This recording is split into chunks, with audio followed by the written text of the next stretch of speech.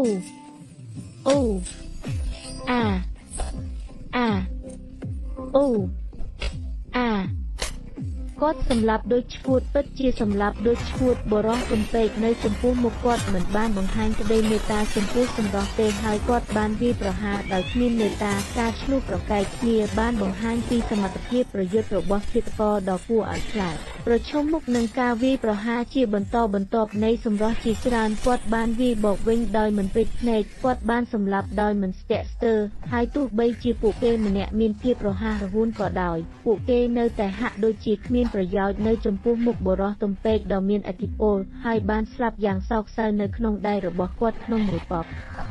ពេចភ្នែកសម្រាប់ក្តីសង្ឃឹមចុងក្រោយនៃការរស់រានមានជីវិតពួកគេអាចជ្រើសរើសប្រយុទ្ធរហូតដល់ស្លាប់ដោយឃើញមិត្តរួមក្រុមរបស់នាងដួលលើដីម្ដងមួយប្រធានក្រុមដ៏ស្រស់ស្អាតមិនខ្វល់ពីសុវត្ថិភាពផ្ទាល់ខ្លួនរបស់នាងទេហើយប្រញាប់ប្រញាល់ទៅមុខដោយមិនស្ទាក់ស្ទើរ